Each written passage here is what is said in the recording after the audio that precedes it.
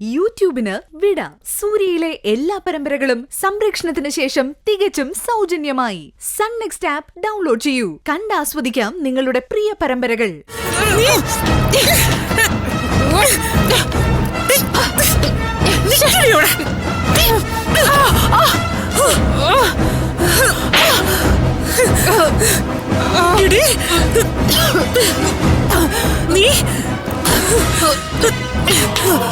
ഇന്നല്ലെങ്കിൽ നാളെ നീ എന്റെ അച്ഛനെ തേടി വരുന്ന എനിക്കറിയായിരുന്നു. കണ്ണിൽ എണ്ണ ഒഴിച്ച് ഞാൻ തന്നെ കാത്തിരുന്ന അതിനാ. പക്ഷേ നീ എന്റെ കണ്ണു വെട്ടിച്ചു. ഇത്തവണ ദൈവം എന്റെ കൂടെ അടി. ഇനി നിനക്ക് രക്ഷയില്ല.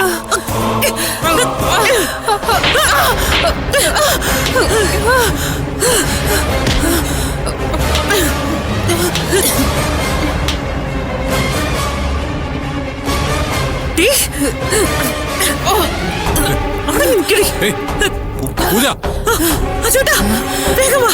അച്ചൂട്ടാ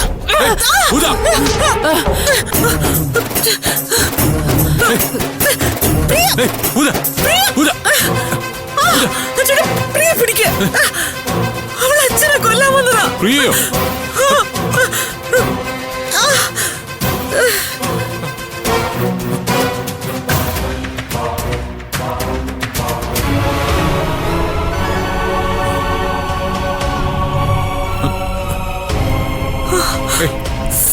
തനിക്ക് കുഴപ്പമൊന്നുമില്ലല്ലോ?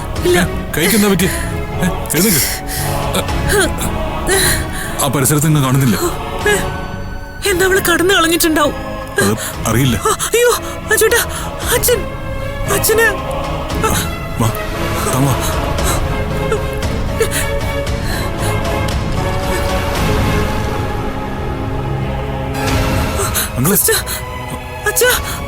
അച്ഛൻ എങ്ങനുണ്ട്? കുഴപ്പമൊന്നുമില്ല. എന്തു പറ്റി? എന്താ ഉണ്ടായേ? ആരാ പുറത്തേക്ക് ഇറങ്ങി ഓടിയത്?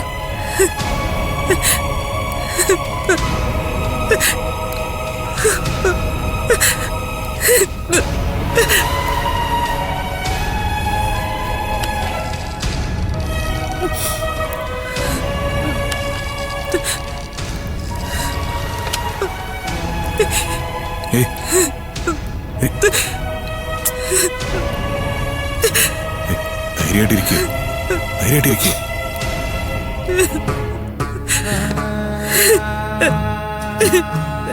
കരയില്ലേ?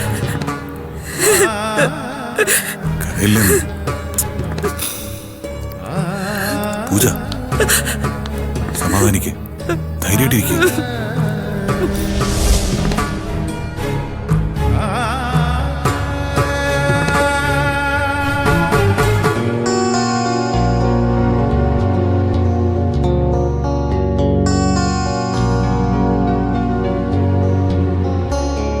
അമ്മേ, എന്താ അമ്മേ? ഞാൻ ഉണർന്നു കിടക്കുക മാതിരി. അമ്മ എന്താ ഇവിടെ വന്ന് കിടക്കുന്നേ? ഓ, രാത്രിയില് ഒരുപോലെ കണ്ണടച്ചിട്ടില്ല. എന്തു പറ്റി അമ്മേ? നന്ദേട്ടനെ കുറിച്ച് ഓർത്തിട്ടാണോ? ആ, അതും ഒരു കാരണം തന്നെയാ. പക്ഷേ ഇവിടെ വന്ന് കിടന്നത് അതുകൊണ്ട് മാത്രമല്ല. എല്ലാവരുടെയും കണ്ണു വെട്ടിച്ച് ഒരുത്തി ഇവിടുന്ന് ഇറങ്ങിപ്പോയില്ലേ. അവള് തിരിച്ചു വരികയാണെങ്കിൽ നേരിട്ടൊന്ന് കാണാമെന്ന് കരുതി. പ്രിയയാണോ അമ്മേ? അല്ലാതെ പിന്നെ ആരെയാ? അതിനു വേണ്ടിട്ട് അമ്മ എന്തിനാ ആരോഗ്യം കളയുന്നത്? അവള് വരികയും ചെയ്യും, നട്ടാ കിളിക്കാത്ത നുണ പറഞ്ഞ് നിങ്ങളെയൊക്കെ വിശ്വസിപ്പിക്കുകയും ചെയ്യും. അല്ല, ഇതുവരെ നടന്നത് അതൊക്കെ തന്നെ ആണല്ലോ. ഇതുവരെ ഉള്ള പോലെ അല്ല. ഇനി എല്ലാം അറിഞ്ഞും കണ്ടേ മുന്നോട്ടുള്ളൂ. ഇത്രയും കാലം അവക്ക് എങ്ങനെ ഇവിടെയുള്ളവരെ വിട്ടിവേഷം കെട്ടിക്കാൻ കഴിഞ്ഞു?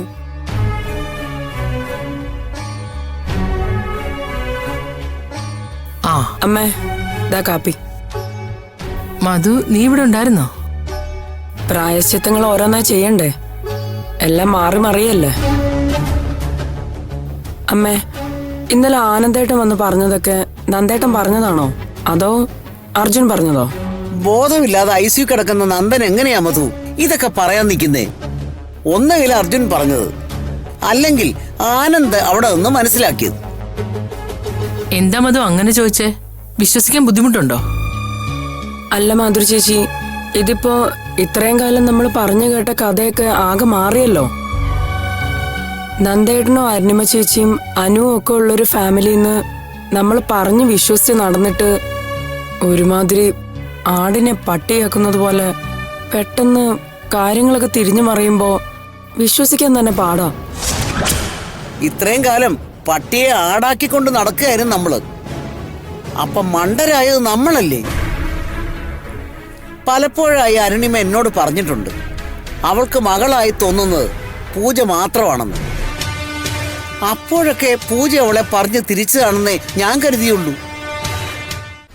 പ്രിയ പറഞ്ഞത് പച്ചക്കള്ളമാണെന്ന് ജയിലിൽ വെച്ച് അരുണിമ ചേച്ചി എന്നോട് പറഞ്ഞതല്ലേ അമ്മേ? അത് പറഞ്ഞിട്ടും നിങ്ങൾക്ക് രണ്ടുപേർക്കും അല്ലേ വിശ്വസിക്കാൻ ബുദ്ധിമുട്ടായിരുന്നത്? പ്രിയ ഇവിടെ നിന്ന് പോയതിന്റെ കാരണം എന്താണെന്നാ നിങ്ങളെയൊക്കെ കരുതുന്നത്? എന്താ? അവൾ ഈ കുടുംബത്തിലല്ലാന്ന് നമ്മളൊക്കെ മനസ്സിലാക്കിയെന്ന് അവള് തിരിച്ചറിഞ്ഞതുകൊണ്ട്, അവളുടെ കള്ളത്തരങ്ങളെ പിടിക്കപ്പെടുമെന്ന് ഉറപ്പായതുകൊണ്ട്. ഇനിയും പ്രിയയുടെ ഭാഗത്ത് ശരിയുണ്ടെന്ന് മധുവിന് തോന്നുന്നുണ്ടോ? എന്താ മിണ്ടാത്തെ? പറ. അല്ല, എല്ലാത്തിനും കൂടുണ്ടായിരുന്ന ആളല്ലേ? അവൾക്ക് അങ്ങനെ തോന്നും മാതിരി.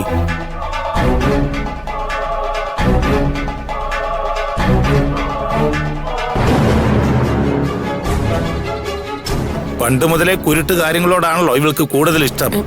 ഇവള് വളഞ്ഞ വഴിയിലൂടെ ചിന്തിക്കൂ. അയ്യോ ആനന്ദേട്ടാ, ഞാനതിലൊന്നും പറഞ്ഞില്ല. നീ എന്തിനാ പറയുന്നത്? നിന്റെ മുഖം കണ്ടറിഞ്ഞൂടെ? മധുവിന് ഇപ്പോഴുള്ള പേടി എന്താണെന്ന് അറിയോ അമ്മേ? പേടിയോ?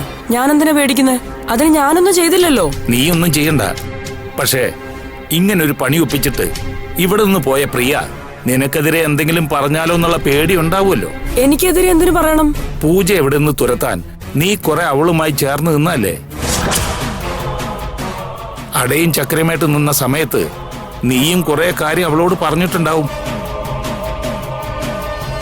അതുമല്ല, ബൂമറാങ് പോലെ നിന്റെ നേർക്ക് തന്നെ തിരിച്ചു വന്നാലോ? എന്തൊരു കഷ്ടം ആനന്ദേട്ട ഇത്. എന്ത് സംഭവിച്ചാലും അവസാനം എല്ലാം എനിക്കിട്ട് തന്നെയാണല്ലോ വരുന്നത്. അത് വിടാനന്ദേ, ഞാൻ ആലോചിക്കുന്ന അതല്ല. അവൾ അരുണിമയുടെ മകളാണോ അല്ലയോ എന്നുള്ള പ്രശ്നം പോട്ടെ. പക്ഷേ ഇത്രയും കാലം അവളുടെ എല്ലാ ഇഷ്ടങ്ങളും നോക്കി നമ്മുടെ കൂടെ നിർത്തിയ കുട്ടിയല്ലേ അവള്. അവക്ക് വേണ്ടി ഞാൻ ആരോടൊക്കെ വഴക്കുണ്ടാക്കി. പൂജയെ പറഞ്ഞ ചീത്തയ്ക്ക് കൈയും കടക്കുമില്ല. അത് പോട്ടെ, ഈ മാധുരിയെ വരെ ഞാൻ എന്തൊക്കെ പറഞ്ഞു. നീ താലി കെട്ടിക്കൊണ്ടുവന്നിട്ട് ഇതേവരെ എന്നോട് മറുത്തൊരു അക്ഷരം പറയാത്ത ഇവളെ പോലും ഞാൻ സംശയിച്ചു. ഇവക്ക് എന്നിലുണ്ടായിരുന്ന വിശ്വാസം ഞാൻ നഷ്ടപ്പെടുത്തി. അയ്യോ, അതൊന്നും എന്റെ മനസ്സിലില്ലമ്മേ. അമ്മ എന്തൊക്കെ പറഞ്ഞാലും ഒരു ദിവസം അമ്മ സത്യമെല്ലാം മനസ്സിലാക്കുമെന്ന് എനിക്ക് ഉറപ്പായിരുന്നു. പക്ഷേ മോശമാവുമ്പോ നമ്മളെപ്പറ്റി എല്ലാവരോടും എല്ലാരും മോശേ പറയൂ. എന്നാലും ഇത്രയും കാലം കൂടെ നിന്നിട്ട് അവക്ക് നമ്മളെ ചതിക്കാൻ തോന്നിയില്ലെന്ന് ഓർക്കുമ്പോഴാ. അമ്മ ഇപ്പോഴേ ടെൻഷൻ ആവാതെ. ഈ വീട്ടിലെ പല നുണകളും ഇതിനു മുൻപ് അരങ്ങേറിയിട്ടുണ്ട്. നന്ദേട്ടനൊന്നും ബോധം തെളിയട്ടെ, എന്നിട്ട് ഈ പറഞ്ഞതെല്ലാം സത്യമാണെന്ന് ഞാൻ വിശ്വസിക്കൂ. എന്നുവെച്ചാ ഞാൻ പറഞ്ഞതെല്ലാം നുണയാണെന്നാണോ? അയ്യോ ഏട്ടാ, അങ്ങനെയല്ല. പൂജ കേട്ടു എന്ന് പറയുന്ന ദേ വീണ്ടും ആവർത്തിക്കുന്നു. കേട്ടു എന്ന് പറയുന്ന 2 ഫോൺ കോളുകളാണല്ലോ നമ്മളുടെ മുന്നിലുള്ള ഏക തെളിവ്. പൂജ അനുക്കുട്ടി പറയുന്നതാണല്ലോ കേട്ടിരിക്കുക. അപ്പുറത്ത് നിന്ന് ആരാണ് എന്താണ് പറഞ്ഞിരിക്കുന്നതെന്ന് നമുക്കറിയില്ല. അതുകൊണ്ട് ഞാൻ പറഞ്ഞതേ ഉള്ളൂ. ഇനി അത് ആലോചിച്ച് ബുദ്ധിമുട്ടണ്ട. എന്തായാലും നന്ദന് ബോധം തെളിയുന്നതോടെ ഈ വീട്ടിലെ കാര്യങ്ങൾക്ക് ഒരു തീരുമാനം ഉണ്ടാവും. അതുറപ്പാ. ആനന്ദേ, ഞാൻ പെട്ടെന്ന് റെഡിയാവും. എനിക്ക് ആശുപത്രി പോണം. അമ്മ ഒരുങ്ങിക്കോളൂ, നമുക്ക് ഒരുമിച്ച് പോവാം. മധു, എന്താമേ? ഞങ്ങളില്ലാത്ത സമയത്താണ് അവള് വരുന്നതെങ്കിൽ ഇവിടെ സംസാരിച്ചൊന്നും അവളോട് വിളമ്പാൻ നിൽക്കണ്ട. ഒന്നും ചോദിക്കാനും നിൽക്കണ്ട. അറിയാത്ത പോലെ അങ്ങ് നടിച്ചാ മതി. ബാക്കി എന്തു വേണമെന്ന് ഞാൻ തീരുമാനിച്ചോളാം.